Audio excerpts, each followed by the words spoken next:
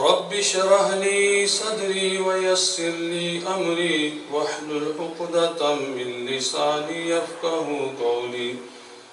سب تعریفیں اللہ رب العالمین کے لیے ہے کہ جس کی سب سے بڑی نعمت یہ ہے کہ ہمیں اللہ رب العالمین نے مسلم بنایا اور حضرت محمد صلی اللہ علیہ وسلم کی امت میں ہمیں اللہ تعالیٰ نے پیدا کیا، اور درود و سلام ہو محمد رسول اللہ صلی اللہ علیہ وسلم کے اوپر کہ جو روشنی کے مینار ہیں، جن کی وجہ سے ہم اس دنیا میں بھی کامیاب ہوں گے، ان کے طریقے پر چل کر آخرت میں بھی کامیاب ہوں گے، اور اگر ہم آپ کے طریقے کو چھوڑیں گے اس دنیا میں بھی بھٹکتے پھریں گے، گمراہ ہو جائیں گے، اور آخرت میں بھی جہنم کا ایندھن بنیں گے۔ اما بعد، آج آپ کے سامنے جو ٹاپک رکھا ہے وہ نماز کا ہے، تو نماز کا ٹاپک بہت بڑا ہے، بہت وسیع ہے، تو میں آج مختصر انداز میں آپ کے سامنے انشاءاللہ کچھ نہ کچھ باتیں بیان کروں گا، اور مجھے امید ہے کہ اس بیان کے بعد میری بھی نماز ٹھیک ہوگی کچھ نہ کچھ، اور آپ کی بھی ٹھیک ہوگی انشاءاللہ، اور جس تک یہ بات پہنچے گی۔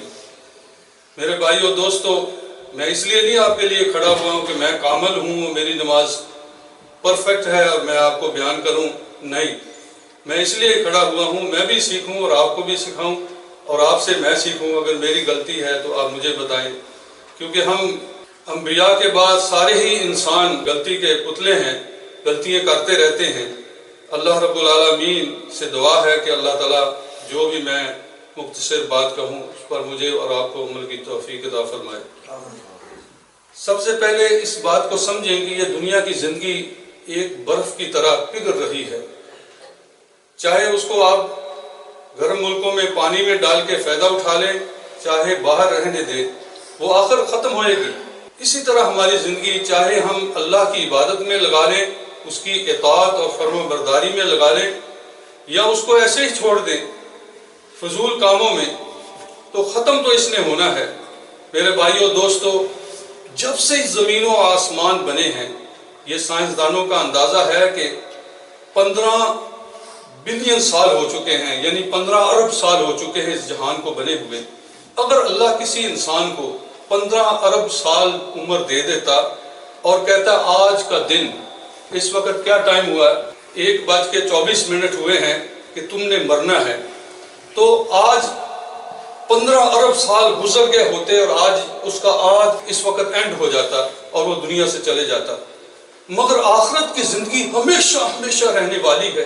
اتنی لمبی زندگی ذرا میرے مثال سے غور سے سمجھیں کہ اگر یہ 7 آسمان کو اللہ تعالیٰ چاول کے دانے سے بھر دے اور ایک چڑیا وہاں مقرر کر دے، یہ مثال ہے، ایگزامپل ہے، اور اس چڑیا کو اللہ کہے کہ ایک دانہ تم نے 1 ملین سال کے بعد کھانا ہے، یعنی 10 لاکھ سال کے بعد ایک دانہ کھانا ہے، اور 7 زمین و آسمان کے دانے ایک نہ ایک دن وہ ختم ہو جائیں گے، اتنا لمبا عرصہ، مگر جنت کا جوان اسی طرح جنت میں جوان رہے گا، چاہے اللہ کی بندی ہے یا اللہ کا بندہ ہے، اور جہنم میں کافر مشرک تارک نماز اسی طرح جلتا رہے گا۔ اتنی لمبی زندگی میرے بھائیوں دوستو، وہ کبھی نہ ختم ہونے والی۔ اس زندگی کے لیے میں نے اور آپ نے کیا کرنا ہے؟ سب سے پہلے ضروری چیز توحید کے بعد، ایمان کے بعد، وہ نماز ہے، اور نماز ایک قسم کی پریکٹیکل توحید ہی ہے کہ ہم نماز میں اللہ ہی سے مانگتے ہیں، اس کو اکیلا مانتے ہیں اور اس سے عہد کرتے ہیں، ایاک نعبد و ایاک نستعین، اے اللہ ہم تیری ہی عبادت کرتے ہیں اور تجھی سے مدد مانگتے ہیں۔ تو میرے بھائیوں اور میرے دوستوں، کسی کو پتہ ہے کہ نماز کب فرض ہوئی تھی؟ کوئی ہاتھ کھڑا کر کے بتا سکتا ہے بچوں میں سے یا بڑوں میں سے کہ نماز کب فرض ہوئی تھی؟ نہیں۔ نبی علیہ السلام کی مکی زندگی کے اندر اس کو کہتے ہیں نبوی، 12 نبوی میں نبی صلی اللہ علیہ وسلم کو اللہ نے معراج کرایا ہے۔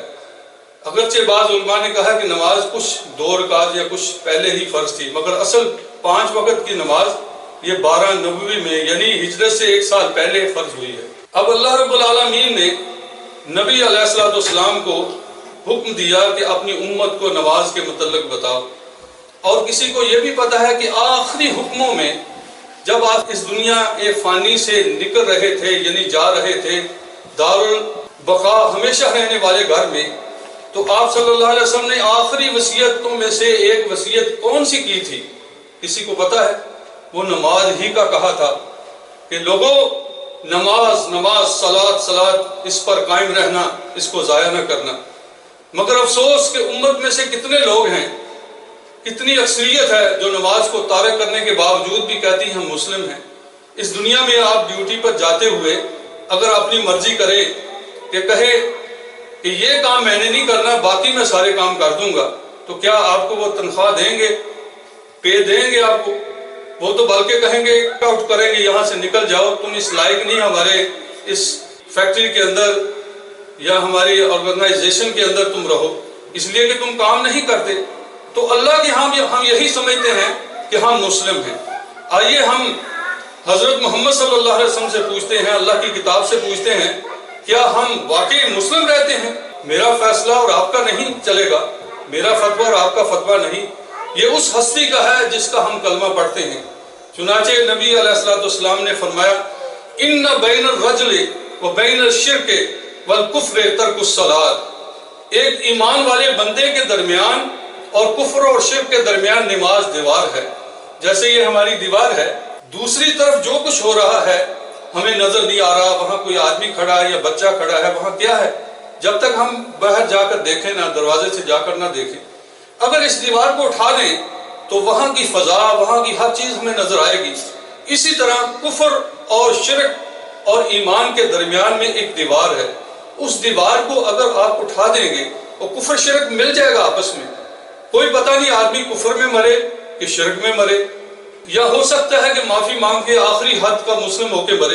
علماء میں سے جو بڑے بڑے علماء ہیں وہ ہر آدمی جانتا ہے 4 ہیں، ان 4 میں سب سے کم درجے کی سزا امام ابو حنیفہ رحمۃ اللہ علیہ نے کہی ہے کہ اس آدمی کو جو نماز نہیں پڑھتا اپنے قبرستان میں بھی داخل نہ کرو، وہاں دفن نہ کرو، اس لیے کہ اس کا اسلام میں حصہ نہیں۔ باقی اماموں نے، امام مالک رحمۃ اللہ علیہ، امام شافعی رحمۃ اللہ علیہ، امام احمد ابن حنبل رحمۃ اللہ علیہ کہتے ہیں واجب القتل ہے۔ القتل کون ہوتا ہے؟ یعنی اس پر ضروری ہے کہ اس کو ختم کیا جائے، اس لائق نہیں وہ دنیا میں رہے، کیونکہ اسلام میں اس کا کوئی حصہ نہیں۔ تو میرے بھائیوں، یہ چھوٹی سی بات نہیں، اور اللہ کے نبی صلی اللہ علیہ وسلم نے کتنی وعید فرمائی ہے وہ ہم آہستہ آہستہ بعد میں پڑھتے ہیں۔ تو اللہ تعالیٰ نے فرمایا ہے، اقیموا الصلاۃ ولا تکونوا من المشرکین، یہ سورہ روم کی 31 نمبر 31 آیت ہے۔ نماز کو قائم کرو اور مشرکین میں سے نہ ہو جاؤ، وہی حدیث کا ترجمہ ہے، یعنی یہ اسی آیت کا ترجمہ اللہ کے نبی نے کیا ہے اور اسی سے ریلیٹڈ ہے کہ گویا کہ مشرکین سے ملنے کا مقصد یہ ہے کہ جو نماز چھوڑ دیتا ہے، مشرک کا کام کرتا ہے، ان کی طرز پر وہ زندگی بسر کرتا ہے، اللہ کو چھوڑ کر وہ گویا کہ شرک کے اندر مبتلا ہو جاتا ہے۔ اور اسی طرح اللہ تعالیٰ نے کفار کو کہا ہے نبی صلی اللہ علیہ وسلم کے ذریعے، ہم کو بھی کہہ دیا اللہ نے، فَإِن تَابُوا وَأَقَامُوا الصَّلَاةَ، اگر توبہ کر لیں اور نماز کو قائم کریں، وَآتَوُا الزَّکَاةَ، اور زکوٰۃ ادا کریں، فَإِخْوَانُكُمْ فِي الدِّينِ، تو پھر تمہارے وہ دینی بھائی بن جائیں گے۔ اگر نماز قائم کریں، زکوٰۃ دیں، پھر وہ تمہارے بھائی بن سکتے ہیں، ورنہ وہ تمہارے بھائی نہیں بن سکتے۔ تو اس کا مقصد یہ ہے کہ جو نماز نہیں پڑھتا اس کو بھائی نہیں کہنا چاہیے، قرآن کی روح سے، میرا فتویٰ اور آپ کا فتویٰ نہیں، وہ ہمارا حقیقی بھائی نہیں، چاہے ہماری ماں ایک ہو اور یا ہمارا کلمہ گو، تو وہ ہمارا بھائی نہیں ہو سکتا اس وقت تک۔ اس لیے ہمیں اس کو ڈرانا چاہیے کہ تم جہنم کی آگ سے بچ جاؤ، اگر تم اسی حال میں مر گئے تو میں تو کم سے کم اس کا جنازہ نہیں پڑھوں گا۔ میں ایک ملک میں گیا تو وہاں ایک آدمی فوت ہو گیا، تو مجھے وہ دیکھا انہوں نے کہ یہ باشری آدمی ہے، اس کو کہیں جنازہ پڑھائیں، تو میں نے سب سے پہلے سوال کیا کہ یہ شخص جو مرا ہے نماز 5 وقت پڑھتا تھا؟ کہتے نہیں۔ تو میں نے ان کو کیا کہا، سوری میں اس کا نماز جنازہ نہیں پڑھا سکتا۔ تو کہنے لگے کیا اس کا جنازہ نہیں ہوگا؟ میں نے کہا میں نے نہیں، سارے بڑے بڑے علماء نے کہا ہے، اس بات کی نافرمانی میں نہیں کر سکتا۔ تو اس کی وجہ سے 3-4 آدمی ڈر کے نمازی بن گئے، کہنے لگے جو بے نمازی ہوتا اس کا تو جنازہ بھی نہیں ہوتا۔ لوگوں کے دلوں میں جب یہ پیدا ہو جائے تو میرے بھائیوں ڈریں گے۔ جب علماء ایسی باتیں کریں کہ نہیں کوئی بات نہیں، ہماری بیعت کر لو، انہیں دو کچھ یعنی شرینی شکرانہ دے دو تو تمہاری بخشش ہو جائے گی، یہ یہود و نصارہ کی طرح کہ اپنے پادری کو کچھ رشوت دیتے ہیں کہ ہمارے گناہوں کو بخش دے. اور اللہ کے ہاں تو یہ بات نہیں. آپ صلی اللہ علیہ وسلم کی صحیح حدیث ہر آدمی کو پتہ ہونا چاہیے کہ بیٹی کو بھی کہہ دیا تھا، اے فاطمہ بنت محمد کی بیٹی صلی اللہ علیہ وسلم سن لے، میں قیامت کے دن تیرے کام نہیں آ سکتا جب تک تیرے عمل اچھے نہ ہوں گے. اے میری پھوپھی، اگر تمہارے عمل نہیں اچھے ہوں گے تو اللہ کے ہاں میں کامیاب تمہیں نہیں کرا سکتا اور سفارش نہیں کرا سکتا. تو اللہ کے نبی نے اپنی بیٹی اور پھوپھی کو بھی کہہ دیا. تو ہم کیا ہے کہ ہم جو چاہے کریں اور ہم مسلم کے مسلم ہیں. میرے بھائیو اور دوستو، اس کے بعد ہمیں اس بات کا فکر ہونا چاہیے کل قیامت کے دن ہم میں سے جتنے ہیں چھوٹے بڑے سب حاضر ہوں گے. میں بھی اللہ کے دربار میں حاضر ہونے والا ہوں. کیا ہمیں کبھی خوف آتا ہے کہ ہم اللہ کے سامنے ایک دن جانے والے ہیں؟ اور اللہ نے فرمایا وَلِمَنْ خَافَ مَقَامَ رَبِّهِ جَنَّتَانِ، جو اللہ کے سامنے کھڑے ہونے سے ڈر گیا کہ میں اللہ کے سامنے کھڑا ہونا ہے تو لازم وہ اپنے عمل بھی اچھے کرے گا. تو اس کے لیے 2 جنتیں ہوں گی، ایک نہیں 2 جنتیں، اور دونوں سونے کی جنتیں ہوں گی. تو کیا ہمیں کبھی اس کا فکر ہوا ہے کہ نبی علیہ الصلوۃ والسلام نے فرمایا ہے ان اول ما یحاسب الناس، سب سے پہلے جو لوگوں سے چیز پوچھی جائے گی، حساب کیا جائے گا یوم القیامہ، قیامت کے دن، من عملہم، ان کے اعمال سے، الصلاۃ، نماز. اگر نماز اچھی نکل آئی تو باقی اعمال بھی اچھے نکل آئیں گے. اگر اس میں کوئی کوتاہی ہوئی تو باقی اعمال بھی ضائع جائیں گے. اسی طرح ترمذی کے اندر صحیح حدیث ہے، یہ ابو داؤد کی حدیث میں نے بیان کی اور یہ صحیح حدیث ہے. آپ نے فرمایا کہ میری امت میں 60 سال لوگوں نے نماز پڑھی ہوگی، ایک بھی قبول نہیں ہوگی. افسوس اس پر نہیں جس نے نماز نہیں پڑھی، افسوس اس پر ہے کہ اس نے نماز پڑھی ہے مگر قبول ایک نہیں. وہ آگے اس کے بعد بیان ہوگا کہ کیا وجہ ہے کہ نماز قبول نہیں. اس کے ساتھ ساتھ میرے بھائیوں، جنت کے لوگ جب جنت میں جائیں گے، اللہ کے نیک بندے، ہمیں بھی اللہ اپنی رحمت سے لے جائے، تو اللہ تعالیٰ فرماتے ہیں فی جنات یتساءلون، ایک دوسرے سے پوچھیں گے جنت کے اندر کہ ہمارا فلانا ایک ساتھی تھا، ہمارا فلانا دوست تھا، میرا وہ بھائی تھا، میرا وہ رشتہ دار تھا، وہ کہاں ہوگا؟ تو جنت میں لاکھوں نہیں، اربوں نہیں، زمین و آسمان کے برابر بھی اگر فاصلہ ہو تو وہ دور سے کسی کی شکل بھی دیکھ سکے گا اور بات بھی سن سکے گا. تو پھر اللہ رب العالمین وہیں بیٹھے بیٹھے جہنم کی کھڑکی وہاں سے کھول دیں گے تو وہ ان کو دیکھیں گے بھی اور ان سے بات بھی کریں گے. وہ کیا کہیں گے ان جہنمیوں کو؟ ما سلککم فی سقر، کس چیز نے تمہیں جہنم کی آگ میں ڈال دیا؟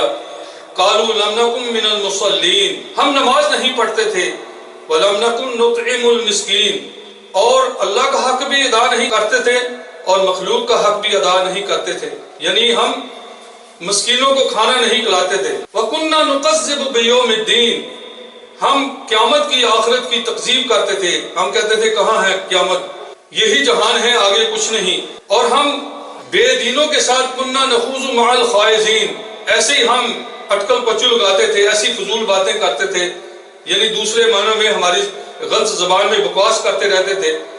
وَكُنَّا نُكَذِّبُ بِيَوْمِ الدِّينِ حَتَّى أَتَانَا الْيَقِينُ، یہاں تک کہ ہمیں موت آ گئی اور آج ہمیں نماز نہ پڑھنے کی وجہ سے، قیامت کی تصدیق نہ کرنے کی وجہ سے آج ہمیں جہنم کی آگ میں ڈالا گیا ہے. سورۃ اعراف میں ہے کہ وہ کہیں گے کہ اللہ کے بندو، اوپر دیکھ کر، جنتی تو اوپر ہوں گے نا، ان کو بھی نظر آئیں گے کہ ہمیں کچھ کھانا پینا، کچھ پانی پھینک دو. ہزاروں نہیں لاکھوں سال ہو گئے ہم پیاسے ہیں، بھوکے ہیں، رو رو کے فریاد کریں گے. تو وہ کیا کہیں گے؟ ان اللہ حرمہما علی الکافرین، اللہ نے ان دونوں چیزوں کو کافرین کے لیے حرام کر دیا ہے، اب اسی میں پڑے رہو، کوئی چیز ہم یہاں سے تمہیں دے نہیں سکتے. میرے بھائیو دوستو، اس سے بڑی بات کیا ہے کہ حضرت ابراہیم علیہ السلام کہیں گے یا اللہ، اس سے بڑی رسوائی کیا ہے کہ میں ابراہیم خلیل اللہ ہوں، میرا باپ جہنم کی آگ میں لوگ پہچانیں گے یہ ابراہیم کا باپ ہے. تو اللہ فرمائیں گے کہ میں نے جنت کافروں پر حرام کر دی ہے اے ابراہیم. پھر کہیں گے یا اللہ، آپ نے وعدہ کیا تھا کہ میں قیامت کے دن تمہیں رسوا نہیں کروں گا. تو پھر اللہ رب العالمین ان کے باپ کی شکل کو چینج کر دیں گے، بجو کی شکل، ایک اینیمل کی شکل کر دیں گے. جب وہ نیچے دیکھیں گے تو ان کو دیکھ کر نفرت ہو جائے گی کہ یہ واقعی اللہ کا دشمن اسی لائق تھا، تو ایک فرشتہ اس کی ٹانگیں پکڑ کر جہنم کی آگ میں پھینک دے گا، کسی کو پتہ ہی نہیں ہوگا یہ ابراہیم علیہ السلام کا باپ ہے، نہ شرم آئے گی ان کو۔ تو میرے بھائیوں، ابراہیم اللہ کے خلیل ہیں، وہ بھی بخشا نہیں سکیں گے، ہم کیا ہے کہ ہم کسی کو بخشائیں؟ نبی علیہ السلام کو خبر ملی کہ آپ کا چچا فوت ہو گیا ہے اسی حال میں، تو آپ نے فرمایا کہ میں ان کے لیے دعا کرتا رہوں گا، شاید کہ اللہ معاف کر دے، اور ساتھ ہی استغفار کرنا شروع کر دیا۔ تو اللہ تعالیٰ نے فرمایا ما کان للنبی والذین آمنوا ان یستغفروا للمشرکین ولو کانوا اولی قربی من بعد ما تبین لهم انہم اصحاب الجحیم، یہ سورۃ توبہ کی آیت ہے کہ نبی اور مومنوں کے لائق ہی نہیں کہ مشرکین کے لیے دعا کرے بعد اس کے کہ ان کو پتہ چل جائے یہ کفر کی حالت میں مرے ہیں۔ تو میرے بھائیوں، جو کفر کی حالت میں مرے اس کے لیے نبی کی بھی دعا قبول اللہ نہیں فرمائیں گے۔ اللہ نے فرمایا کہ 70 بار بھی آپ بخشش طلب کریں تو اللہ ان کی توبہ قبول نہیں کرے گا۔ تو عزیزو دوستو، آج وقت ہے کہ ہم نماز پڑھیں 5 وقت کی، اور اپنی اولاد کو بھی نماز کی تلقین کریں۔ یہ نہ ہو کہ اللہ کے نبی کی بات جو آپ نے فرمائی ہے وہ کیا ہے، پہلے سن کر پھر میں آگے بتاتا ہوں۔ مرو اولادکم بالصلاۃ وہم ابناء 7 سنین، اپنی اولاد کو نماز کا حکم دو جبکہ وہ 7 سال کے ہو جائیں۔ وَاضْرِبُوهُمْ عَلَيْهَا، اور ان کو مارو اس بات پہ، یعنی ڈانٹو۔ وَهُمْ أَبْنَاءُ 10 سنین، جب وہ 10 سال کے ہو جائیں تو اس پر آپ ان کو ڈانٹ بھی سکتے ہیں۔ اس کا یہ معنی نہیں کہ اتنا مارے کہ وہ زخمی ہو جائے، تھوڑی بہت جو ڈانٹ ہے ہم عام کاموں میں بھی ان کو دیتے ہیں، تو اس وقت ضروری ہو جاتا ہے۔ اب یہ کتنا عرصہ ہے، 7 سال سے لے کر 10 سال، اگر ہم پوائنٹ کریں تو یہ 5470 ٹائم بنتا ہے۔ یعنی اگر ہم نے ان کو نہیں کہا تو سمجھو کہ 5470 دفعہ ہم نے ان کو نہیں کہا۔ اس کے بعد جب بڑے ہو جاتے ہیں پھر امام صاحب کے پاس آتے ہیں، امام صاحب کوئی ایسا کام کریں کہ میرا بچہ نمازی بن جائے، کوئی ایسی چیز دیں میرا بچہ دین کی طرف آ جائیں۔ میرے بھائیوں، اللہ کے نبی کی بات پر عمل نہ کرنے کی وجہ سے اب امام صاحب کچھ نہیں کر سکتے۔ اب یہی ہے کہ آپ کی جتنی کوشش ہے شاید کہ وہ قریب آ جائے، یا آپ اللہ سے توبہ کریں سچے دل سے، اور آپ خود بھی نماز کے پابند ہو جائیں تاکہ وہ دین کی طرف آ جائیں، ورنہ میرے بھائیوں اس وقت کام نہیں کچھ آتا۔ ایک نماز چھوڑنے کی وجہ سے کیا نقصان ہوتا ہے، حدیث میں سزائیں اللہ کے نبی نے بتائی ہیں۔ یہ حدیث احمد کے اندر اور بہقی کے اندر صحیح سند کے ساتھ آئی ہے، جس میں اللہ کے نبی صلی اللہ علیہ وسلم نے فرمایا من ترک صلاۃ سکرا، جس نے نشے کی وجہ سے ایک نماز چھوڑ دی مرۃ واحدہ، صرف ایک دفعہ، فکأنما کانت لہ الدنیا وما علیہا صلبها، ساری دنیا کے سارے خزانے، جتنے سونے چاندی، جتنے ملک، جتنی بادشاہت ہے، جتنی چیزیں ہیں، وہ گویا ساری کی ساری اس سے ضائع ہو گئی ایک نماز چھوڑنے کی۔ یہ سزا ہے، یعنی اتنا اس کا نقصان ہوا۔ نبی علیہ السلام کے زمانے میں صحیح حدیث کے اندر آتا ابو داؤد میں کہ 2 شخص ایک قبیلے کے مسلم ہو کر آئے۔ ایک جو تھا وہ بہت ہی نیک تھا، وہ 1 سال پہلے شہید ہو گیا، اور ایک عام یعنی زیادہ نیک نہیں تھا اور اتنا زیادہ دین کی طرف نہیں تھا، بہرحال مومن تو تھا، 1 سال کے بعد فوت ہو گیا۔ طلحہ رضی اللہ تعالیٰ عنہ ایک صحابی ہیں، کہتے ہیں میں نے دیکھا جنت کے دروازے میں کھڑا ہوں تو فرشتہ آیا جو 1 سال بعد فوت ہوا اس کو پہلے جنت میں لے گیا، پھر آیا پھر اس کو لے گیا، دوسرے کو جو پہلے فوت ہوا تھا پھر آیا، مجھے کہنے لگا تم جاؤ تمہارا ابھی وقت باقی ہے، یعنی تم ابھی فوت نہیں ہوئے۔ جب وہ اٹھے تو کہنے لگے میں نے اپنے ساتھیوں کو بتایا یار عجیب سی خواب آئی کہ شہید کو تو پہلے جنت میں جانا چاہیے، شہید کا کتنا بڑا رتبہ ہے، ان کے دل میں تو یہی تھا۔ تو کہتے ہیں کہ میں نے سوچا کہ کیوں نہ میں نبی علیہ السلام کو جا کے پوچھ لوں۔ اللہ کے نبی صلی اللہ علیہ وسلم کو جا کے پوچھا تو آپ نے فرمایا کہ تم یہ نہیں دیکھتے کہ 6000 رکعتیں 1 سال کی یعنی فرض رکعتیں اس کی زیادہ ہو گئی، اور 1 رمضان کے روزے بھی، تمہیں یہ نہیں پتا کہ اس کے درجات کتنے بلند ہوئے ہیں؟ ایک سجدہ سے ایک رتبہ بلند ہوتا ہے۔ 1 سال کے اندر 83,750 سجدے ہوتے ہیں، یعنی 83,000 رتبے اس کے اللہ کے ہاں بلند ہوتے ہیں، اگر وہ کفر شرک میں مبتلا نہ ہو، بڑے گناہوں میں مبتلا نہ ہو۔ تو میرے بھائیو یہ چھوٹی سی بات نہیں کہ اللہ کا قرب ہمیں حاصل ہو، اس دنیا میں کسی بڑی شخصیت کا قرب ہمیں مل جائے، بادشاہ کا قرب مل جائے تو ہم بڑے خوش ہوتے ہیں کہ میں فلانے بادشاہ کے ساتھ کھڑے ہو کر میں نے فوٹو اتواری ہے، فوٹوگراف کیا ہے، یا میں نے اس کے ساتھ کھانا کھایا ہے، یا میں نے اس کو ہاتھ ملایا ہے، تو اللہ رب العالمین جو سارے جہان کا بادشاہ ہے، اس کا قرب جس کو ملے